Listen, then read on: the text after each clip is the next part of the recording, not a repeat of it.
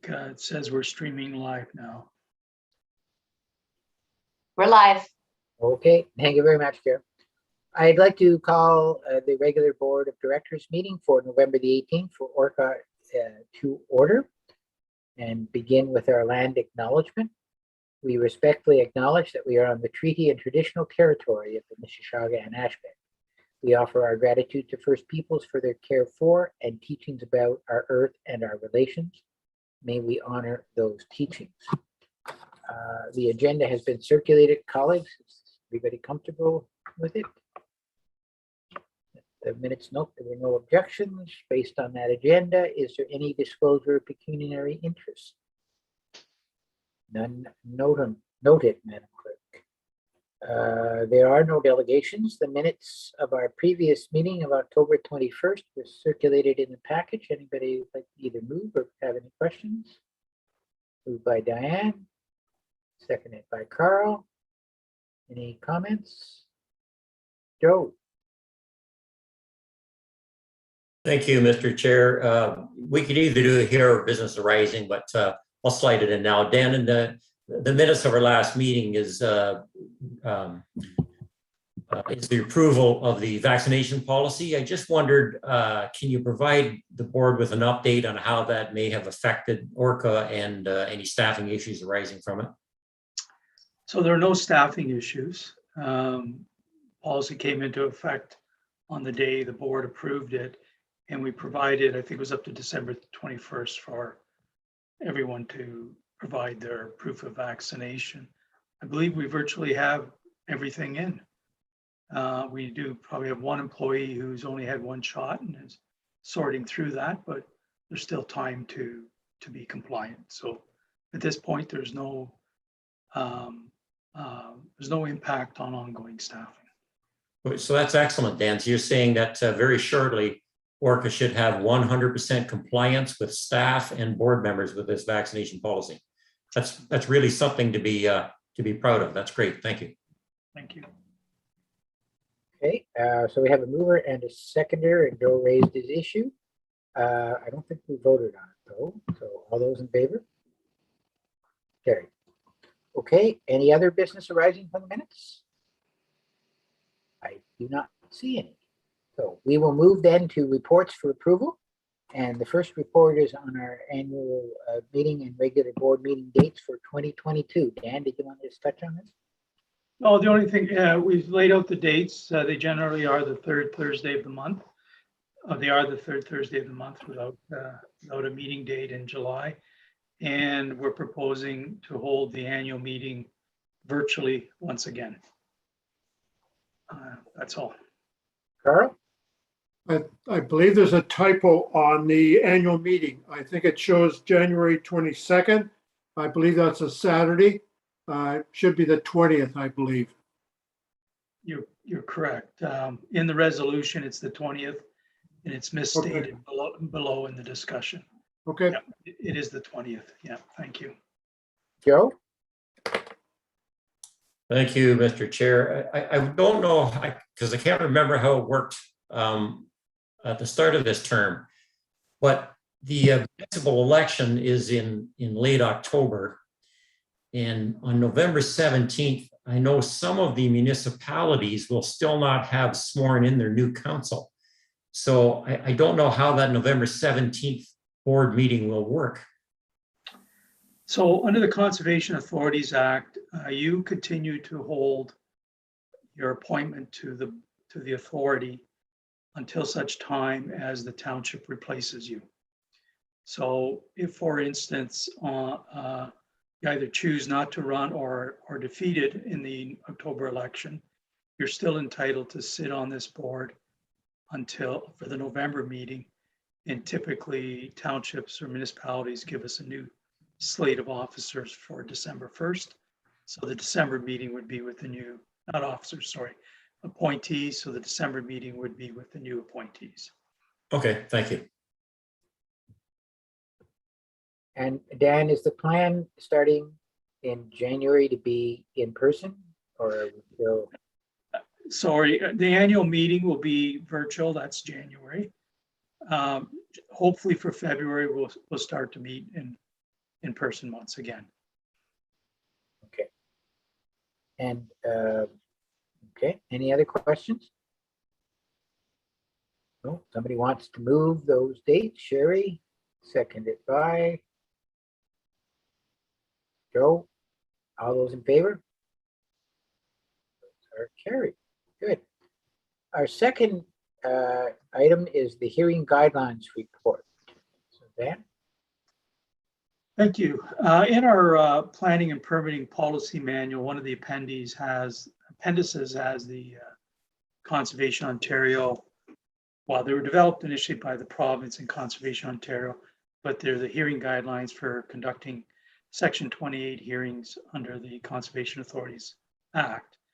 The guidelines get updated periodically. They were last updated about a year and a half ago to accommodate electronic hearings, and more recently they've been updated to accommodate the changes in the legislation that deal with hearings now under Section 28 permits that are issued under an MZO. So this is a product that Conservation Ontario maintains and provides to us as the template, if you will.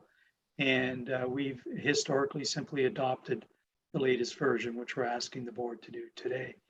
I guess the only other thing I would say is we haven't had to conduct a hearing in a long, long time, 10 years plus. Other conservation authorities, even to the east of us, do 2 or 3 a year, but we fortunately have not had to conduct hearings in the recent past. So as a good practice, we want to make sure the authority has available to it and to anyone who's subject to a denial of a permit, a current copy of the guidelines, and that would be the format and the process we would follow if we had to conduct a hearing.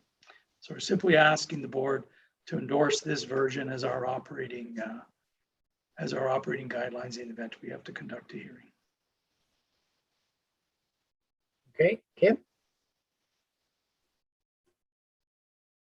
Thank you, Mr. Chair. And I just wanted to ask a question through you to Dan. The bottom of page 16, it's on the section 4.1 notice of decision. There's a reference that a sample notice of decision and cover letter has been included as Appendix E. But when you go to the new Appendix E, it's the chairperson's remarks.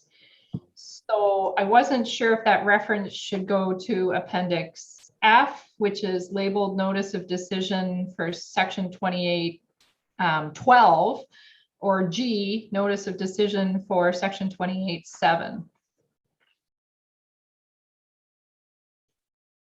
So G is notice of decision. I think it's G.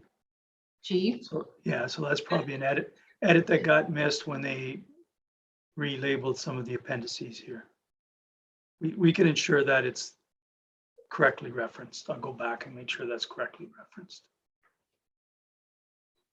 Thank you, Kim. Anything else, colleagues? Joe?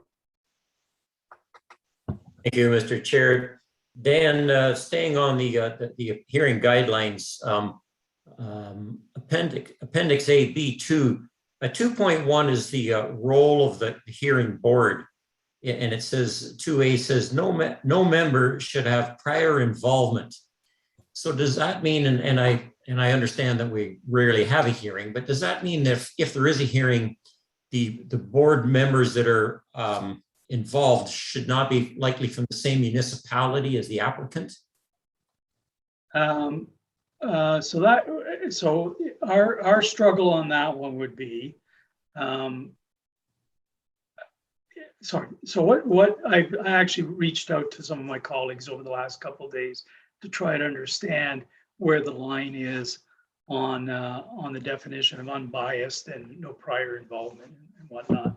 And I think the common tests are clearly pecuniary interest is one thing everyone would have to step aside on.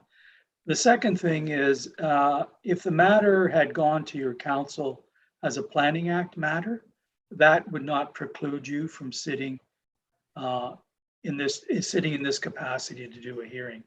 If, on the other hand, the applicant called you up asked you to visit the site, you chose to visit the site or have the conversation, that's probably the line. And on that side of the line, you would probably have to recuse yourself. So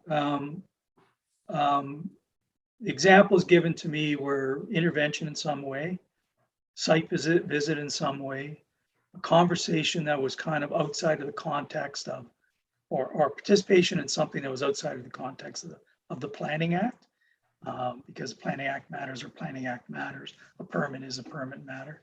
Those are the kinds of the threshold examples. And, you know, I'm going to say it's a bit unfortunate, but from time to time, my colleagues encounter difficult conversations to get a position on those things. So it would appear to me then that really it's should the matter ever come before the board, it will be a judgment call from some board members about whether they really feel they've had too much prior involvement to be part of the hearing. Correct. I think it follows the same train of thought as maybe not so much pecuniary interest, but conflict of interest under municipal. Correct. Exactly. Yeah. And It's a judgment call. It is a judgment call. Yeah. We spend a lot of time, Dan, educating all of us on conflict of interest and pecuniary interest and those sorts of things. So we're very cautious of it. And by the way, thank you to staff for going through that document. It's large, and the red edit really helped eliminate some unnecessary reading. I found that helpful. Thank you. The other question I have is on Appendix D and E. It talks about chairperson's remarks of the two different types of hearings. Dan, do you think, is this an example of what the chair might say, or is it exactly what the chair will say? Well, this is a template we get from Conservation Ontario. These are recommended speaking points. We do know in my outreach to some of my colleagues in the last few days, we do know that some chairs actually amend it further to say, with respect to the perception of bias, you know, please declare if you've had you've intervened in some, so they get very specific and introduce that in the opening comments of the hearing. So, but this is the template that were provided as a suggestion to be used. Yeah, I was reading it as this is what will be said if we're chairing a hearing. This is what will be said. Okay, thank you. That's all the questions I had, Mr. Chair. Thank you, Joe. Anybody else have anything? Okay, somebody want to move acceptance of that? Carl, seconded by Tracy. Seconded. Oh, Diane. Okay, all those in favor? Carry. Okay, anything in your CAO monthly report you'd like to highlight, Dan? No, nothing particular. Just a quick question. We're making progress on the inventory and or I guess the plan first and then the inventory afterwards for the new regs. Yeah. So yes. So I'll be asking the board to endorse a transition plan at the December meeting, and on the board's endorsement, we'll send that off to the minister and meet the December 31st deadline. Also in December, we're going to bring a series of items and questions to talk that deal with the program and service inventory to get some broad direction or kind of Goldilocks direction. Is it too hot, too cold, just right kind of stuff? And we'll use that to have to draft up the program and service inventory for board review and approval in February. So we've got that framed up, but we're going to provide the board with an opportunity to influence its direction a little bit, especially around other programming. So I don't have any concerns with our ability to meet those timelines. I have no real concerns in terms of gaping holes that we need to fill or think through. But there are some opportunities to finesse it, and I think we would be. I would appreciate the board's insights into that. So, long way of saying I think we're okay. Okay, and we'll be dealing with it formally in December. So that's good. Yeah. Okay. So that's it for the CAO's report on the strategic plan survey results. Maybe did you want to go over a little bit on that? I think you asked a question. Okay, so the most important part is the appendix, obviously. We put out a survey, promoted it through our social media. We got just under 40 responses. That was more than we received back in 2016 when we did an open survey around the authority and the direction we should be going down. We asked kind of three groupings of questions. The first was a little bit of what's your engagement with us. The second is how well do you know about our first strategic plan? And what would you say about our success in implementing it? And the third is kind of looking ahead. What do you think should be some priorities? Where do you think we've been deficient? That kind of stuff. So the last three questions, I think, are the looking ahead. And we've provided you with the whole survey result and some of the comments, particularly on the last three questions. I was hoping for a little bit of a conversation now around how, what are your thoughts about this? Some of the things they're suggesting are things we probably need to consider in our program and service inventory, and we'll bring that forward for December. But we thought we would take a bit of the board's time to get some reaction to the survey input. And then the broader question is, what do we do next? Do we take the steps to amend our strategic plan, or do we kind of go through that process of program and service inventory, engagement with municipalities, and at the conclusion of that, we update our strategic plan that's reflective of the input we received. So maybe I'll throw that through you, Mr. Chair, to throw that open for, and we're going to take, between Karen, myself, and Kim, will take notes here of what you folks, what the board thinks they're reading and hearing into those results. So really, there's two classes of comments, I think, Dan, you're looking for. One is specific to the suggestions from those who filled it out. If you have anything you want to provide input, but I think also whether we want to complete the transition process to operating under the new regime before we do a strategic plan, or whether we want to do a strategic plan as we're going through the changes. That's the fundamental process question that we have. Yep. So I'll open it up to the floor to both. Somebody has a comment about, from a substantive basis, on what was noted in the survey, and your opinion as to whether or not you think we should wait or whether we should go now. Who wants to lead off with some thoughts? Joe? Thank you, Mr. Chair. It was interesting, and it always is interesting when you read the answers to these surveys, but there's a couple of questions I had, Dan. One is that several times it's referenced that they couldn't find the strategic plan on ORCA's website. Now, I didn't go on to the website to see. Is it there? Is it easily available, or is that it is there?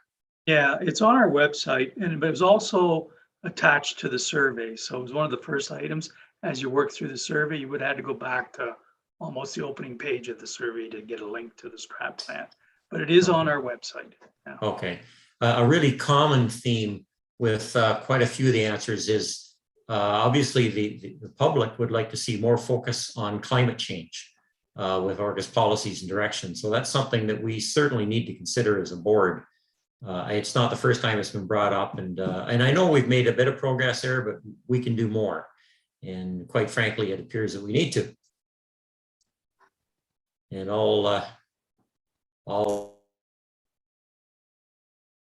mute yourself there, Joe. Sorry, I'll let other board members comment now. Thank you. Okay, Kim. Thanks, Mr. Chair. And I'm leaning towards waiting and working through this with the municipalities as we get our service level agreements and MOUs, just because there were a lot of comments pertaining to different services that people would like to see. Joe has certainly mentioned our climate change plan and anything implemented under that. And some of the things I picked up on too that maybe we haven't covered that were integral to the comments were things like collaboration and stewardship with other groups, including climate change advocacy groups, partnerships with First Nations, and a focus on reconciliation. And there was one that I wanted to ask a question about because someone had said there might have been an accountability issue, and it was a peer review services. So I just wondered, maybe Dan, if you could explain what that comment pertained to a little bit. So it links back to the service we provide municipalities to provide comments on how well a development proposal adheres to the provincial policy statements on natural heritage. I believe it's our service role to municipalities and natural heritage. We have an independent role reviewing to ensure compliance with provincial policy for natural hazards. We do that as a function of the authority, but it's a service provision to municipalities for natural heritage. I think what the comment was really before our comments go back to municipalities, they should be vetted to the board. I think that's what people were asking for. I think that's what that comment was asking for, and yeah, I think that's what they were looking for. Oh, no, that's great. Thank you for the clarification. And I wasn't aware it was called peer review services. I just didn't recognize the title. So that's great. And yeah, I think the potential too, when we start moving forward, and it was mentioned later on in the correspondence, there was something from TRCA about their service level agreements and MOUs. And it talked about the ability to get municipalities who have common services or interests in some of these non-mandatory services, the ability to get funding and join together. So I think it makes more sense to me to work through with the municipalities in case there are alignments that and efficiencies that can be done there as we work through our agreements. So okay. Thank you. Thank you, Kim. Other comments?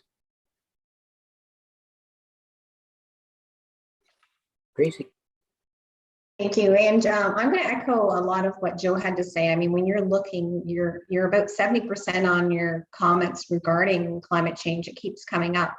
And I think a lot of people have really been focusing on the impacts locally with invasive species like droughts, then our thaw-freeze cycle that keeps happening. So I think it's top of mind for a lot of people, and maybe just a lot more partnership and showing some sustainability projects out there might be another process that we could look at. Thank you, Gracie. Other comments?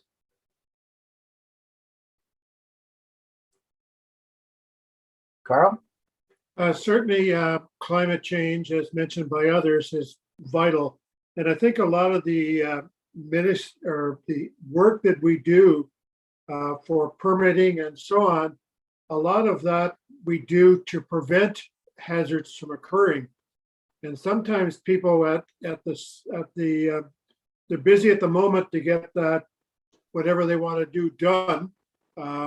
Sometimes our provisioning or the permitting is a real pain to them, but what's going on here in BC over the last 9 months is front and center for making sure that we do some good controls on where we're developing and so on. So I think there's opportunity there. How we roll it out, it's, I think people are anxious to get more information about it. And I think anxious to support a sustainable approach to solving the problem, if at all possible, or at least modifying the problem.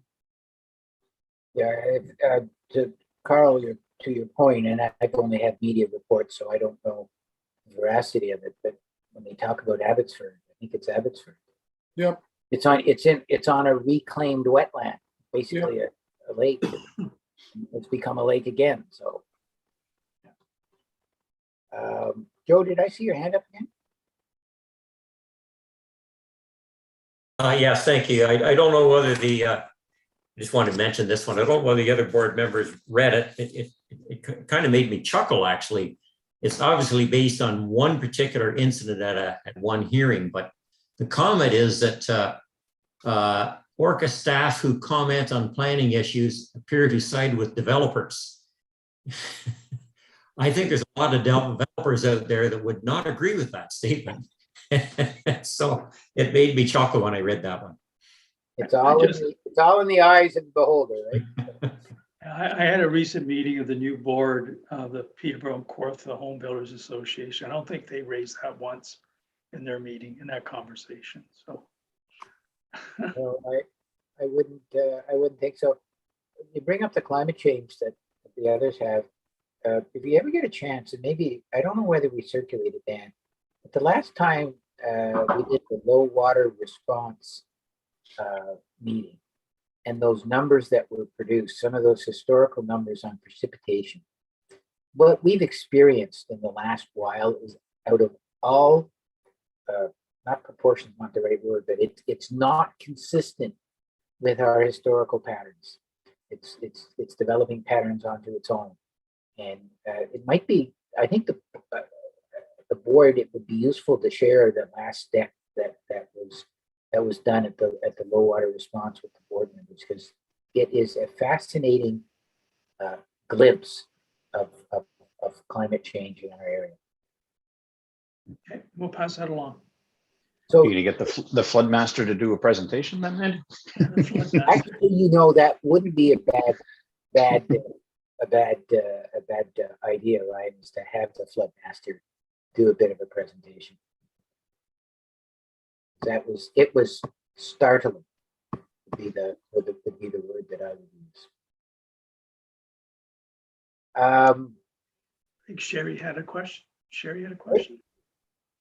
Did through you.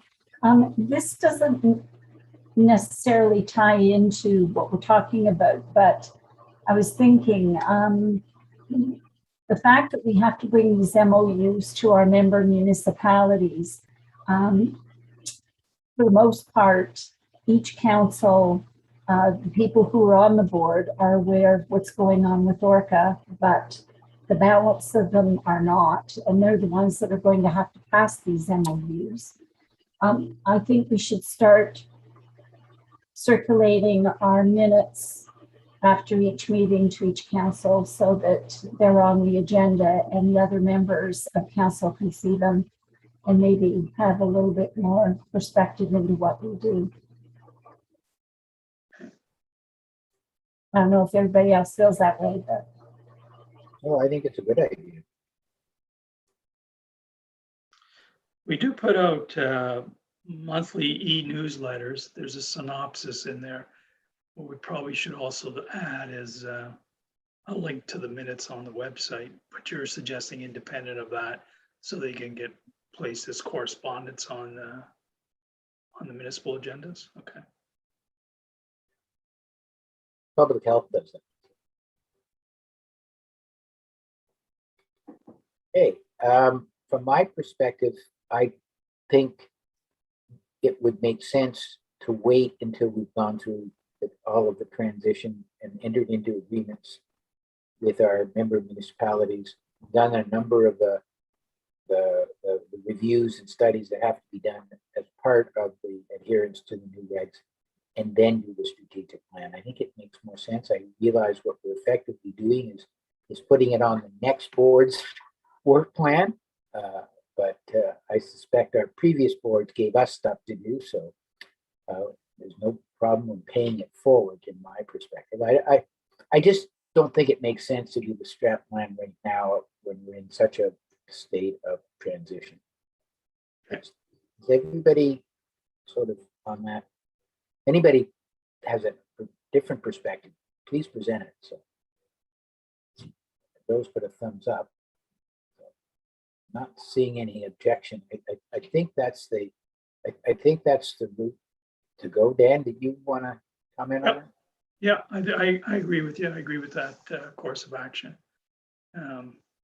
You know, I think effectively having a conversation about program and services going forward is effectively a strategic planning exercise and with a different nomenclature to it. We are trying to define our future to hit an outcome that's over and above just meet mandatory regulatory requirements. I think our opportunity to identify an outcome that's good for the watershed is under the non-mandatory or other program and service. And I think the conversation we'll have with municipalities on that is it should be a strategic conversation, not simply how much is the levy, but we'll see. So, and maybe just before we leave, we have Karen did up a couple of word clouds on this stuff, if we have a moment to show those. So a word cloud is you just input all the content, and the phrases that are repeated the most print out in a larger font. So on question 9, well, Karen, if you could share your screen or show those now.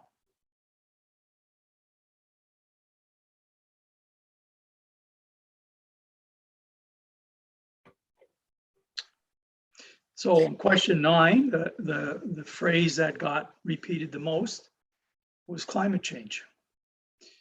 On question 10, First Nations. And on question 11, watershed future. So, you know, if you just go to the word cloud, you've got the themes emerge for you there already. And I think you folks already hit on those themes. So, yeah.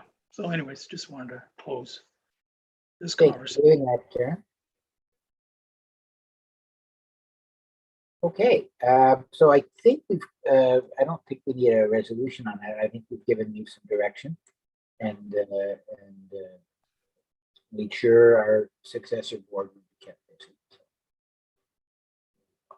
Okay, we'll move on to correspondence and media coverage. Did anybody want to pull anything out of that? See anything? Somebody want to move that we accept the correspondence and the media coverage? Paula, seconded by Tracy. All those in favor? That's carried. Is there any other business for open session? Dan? Sure. I should have put this in my CAO's report. Next week, we're going to launch a fundraising campaign for the Jackson Creek Trail project. As you recall, we made an application to FedDev, and I could fund us up to 75%, and we have minimally a 25% gap, which is about 150,000. So we're launching something next week. It's going to be called Your Meters Matter, and we're encouraging people to sponsor a meter of trail rehab, meter at a time. And for a $50 sponsorship, you'll get you'll provide $50 of funding to help us with the work, but you'll get in return a little decal to put on your bike or a patch to put on your whatever, your jacket or whatever, in a thank you card. We also have irons in the fire, so that'll start next week. We'll have some. We've got a bit of credit over at the radio, so we're going to have a bit of radio coverage. We're reaching out to some of the local media to see if we can get on some of those local community things on the news and whatnot. So that'll be promoted starting next week to launch for Giving Tuesday. We are still waiting to hear from FedDev. If that materializes, then we will launch the second part. Well, we want to know whether that'll materialize or not, but then the second part of the campaign will be an outreach to some of our corporate sponsors. We have an iron in the fire with the local Rotary Club right now, who are considering a major gift. And Trans-Canada Trail will be launching their infrastructure campaign in mid-January. And that campaign is targeted to new trail development and the refurbishment of major capital assets like bridges. So we've got a lot of other a lot of big irons in the fire to still follow, but we were trying to catch this year's giving season with this kind of personal outreach to the average trail user in the city and the township that use that trail. So you'll get the material. I encourage you to promote it for us on your social media and with your friends and family. And hopefully we'll get a nice uptake on that, and that will be augmented by corporate as well as the other donations that we're continuing to pursue. Thank you. Any comments on that from anybody? Well, thank you, Dan. Sounds like a good initiative, and thanks for the heads up. So if there is nothing else, I will entertain a motion to go into close. Joe, did you have a comment or to go into close? Seconded by Sherry. All those in favor? No, sorry, Mr. Chair. Oh, you have a comment. Sorry. Before we go into closed, if you would allow me, I just want to speak to Paula and Diane just briefly. We've got some work coming up we need to do with regards to nominating committee. So if the two of you could send me, the best way is with the telephone. You could send me the phone number I should use to contact you, then I'll be doing it soon and we can get started. So if you don't mind, please, to Paul and Diane, just forward me your phone number and we'll get the process started. Thank you, Mr. Chair. That was it. Sounds And good, Joe. if you need a motion to go into close, I'll make the motion. Okay, and Sherry, you'll second it? Yeah, okay, all in favor?